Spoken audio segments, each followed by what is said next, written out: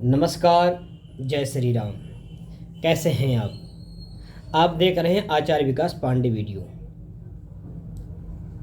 मेरे पास व्हाट्सएप के द्वारा कई लोगों का मैसेज यह आया है, पंडित जी पितृपक्ष में हमें क्या करना चाहिए और क्या नहीं करना चाहिए। इस विषय में हमें बात करना अनिवार्य है। क्या करना चाहिए और क्या नहीं करना चाहिए।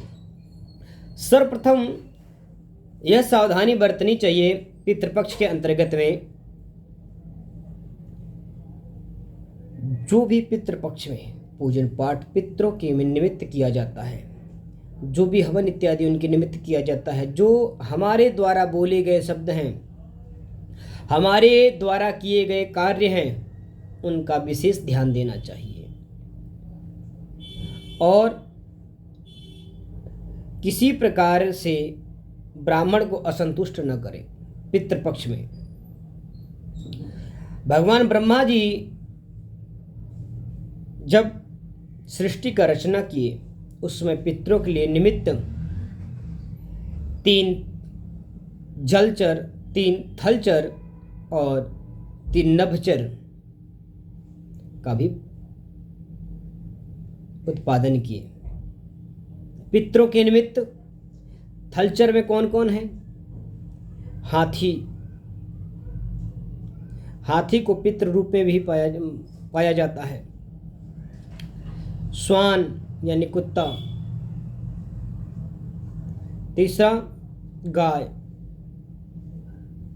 हमारे द्वारा पितरों को पिंड दान किया हुआ यदि गाय खा ले तो पितृ प्रसन्न हो जाते हैं। श्वान कुत्ते ग्रहण कर लें तो पितृ प्रसन्न हो जाते हैं और हाथी भी अगर ग्रहण कर ले तो प्रसन्न हो जाते हैं। ये है थलचर। दूसरा नभचर। नभचर में सर्वप्रथम पर कौवा, दूसरा गरुड़, तीसरा हंस। ये 3 पक्षी हैं, कौवा, गरुड़ और हंस। इनके द्वारा पिंडदान का एक भी कण ग्रहण किया गया हो तो पितृ प्रसन्न हो जाते हैं और संतुष्ट होकर हमें आशीर्वाद देते हैं। ये हो गए नभचर। थलचर भी हो गए। जलचर में आते हैं। जलचर में सर्वप्रथम पर मछली आती है, दूसरा नंबर कछुआ आता है, तीसरा नंबर पे नाग देवता, सर्प देवता आते हैं। तो इनको पितृ के रूप में माना जाता है और इनके द्वारा इसीलिए जल में पिंड दान जो होता है या हमारे द्वारा जो भी पूजन पाठ होता है वो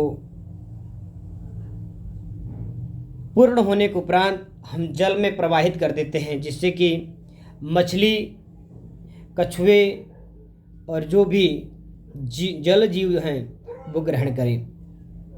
पर विशेष तो मछली है, कछुआ है और नाग देवता है। ये 3 हैं जलचर के। विशेष रूप से इस पर ध्यान देने वाली बात है, जिस समय में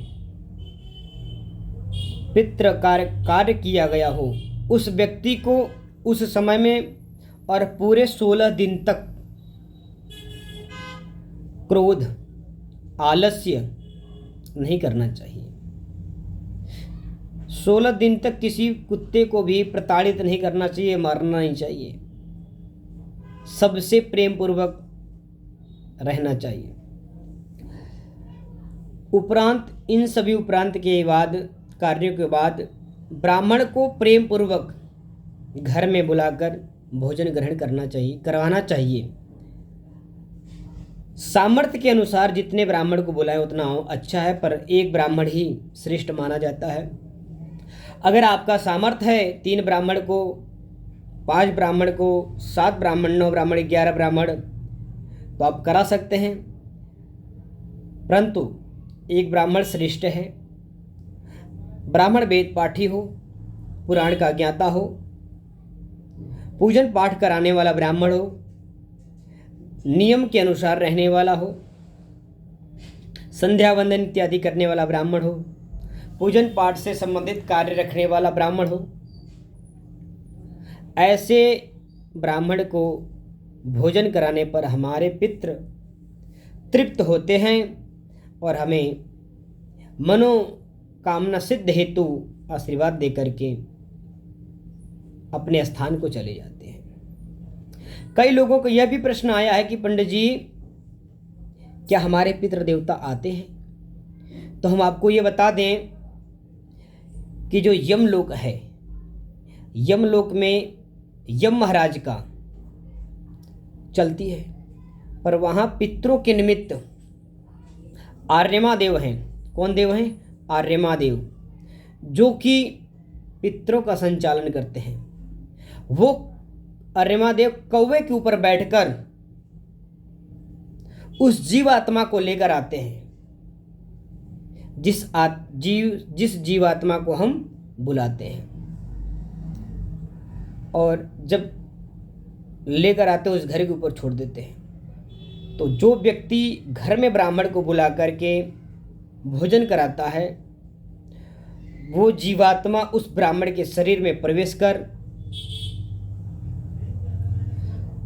भोजन के अन्न को, कण को, रस को रूप में पा करके संतुष्ट हो जाता है। और वो पितृ देवता जो होते हैं वायु रूप में होते हैं, जिनको हम देख नहीं पाते हैं। जिस तरह से वायु बहती है, महसूस होता है, देख नहीं पाते हम, उसी तरह से पितृ देवता होते हैं। केवल महसूस किए जा सकते हैं पर देखे नहीं जा सकते हैं। तो पितृ देवता आते हैं आर्यमा देव के साथ में, और भोजन के उपरांत आर्यमा देव उस जीवात्मा को लेकर अपने स्थान को चले जाते हैं और जमीन पर शयन करना चाहिए। दाढ़ी, मूछ, बाल इत्यादि जो क्षौर कर्म हैं, ये प्रथम दिवस में व्यक्ति को करा लेना चाहिए। 16 दिन तक नहीं कराना चाहिए। शास्त्र यही कहता है, गरुड़ पुराण यह कहता है। ब्रह्मचर्य का पालन करना चाहिए, शुद्ध सात्विक भोजन करना चाहिए, लहसुन, प्याज, मांस, मदिरा इत्यादि का त्याग कर देना चाहिए, और भगवान विष्णु के भजनों का, भगवान विष्णु के नामों का संकीर्तन करना चाहिए कि हमारे पितृ को मोक्ष की प्राप्ति हो। क्यों? क्योंकि ये जो समय चल रहा है इसको पार्वण समय कहा जाता है। पार्वण का अर्थ ये 16 दिन का जो समय है ये पितरों का समय है, इसलिए इसको पार्वण कहा जाता है। किसी प्रकार के पर्व आते हैं तो क्या कहते हैं? ये पर्व है, पर ये 16 दिन का होने के कारण इसको पार्वण कहा जाता है। केवल पितरों का आवागमन रहता है और पितरों का ही कार्य किया जाता है, इसलिए इसको पार्वण कहा जाता है। और पार्वण श्राद्ध का नियम बहुत ही कठिन है और सभी व्यक्ति को, हर एक मनुष्य को अपने माता पिता जो हमारे पूर्वज हैं, जो इस संसार में अब नहीं रहे, उनके लिए यह कार्य करना चाहिए। विशेष रूप से केतकी के फूल को नहीं चढ़ाना चाहिए। पीले, लाल, गुलाल प्रकार के जो फूल हैं, तेज सुगंध वाले जो फूल हैं, उनको पितरों को नहीं चढ़ाना चाहिए, क्योंकि इससे पितृ असंतुष्ट हो जाते हैं, निराश होकर के वापस लौट जाते हैं, हमारे पूजन को ग्रहण नहीं करते हैं। तो सफ़ेद फूल जो होते हैं उनको चढ़ाना चाहिए पितरों के लिए। विशेष रूप से तिल का भी प्रयोग करना चाहिए, और तुलसी पत्र का तो अवश्य ही प्रयोग करना चाहिए। कहते हैं कि तुलसी के एक पत्र पर पितृ संतुष्ट होकर के वर्ष वर्ष के लिए आयु, दीर्घायु, धन धान्य से संपन्न होने का आशीर्वाद देकर प्रस्थान करते हैं। इसलिए तुलसी का बहुत बड़ा महत्व है पितृपक्ष के अंतर्गत में। आगे आने वाली वीडियो में मैं पितरों के निमित्त यह बतलाऊंगा कि गया में ही पितरों का श्राद्ध क्यों किया जाता है, अपने घर पे क्यों नहीं किया जा सकता है पितरों का श्राद्ध? कया में श्राद्ध करने का क्या महत्व है, क्यों करना चाहिए, ये सब मैं अगली वीडियो में आपको अवश्य बताऊंगा। तब तक के लिए जय श्री राम। आपका दिन मंगलमय हो, आपका कल्याण हो। जय श्री राम।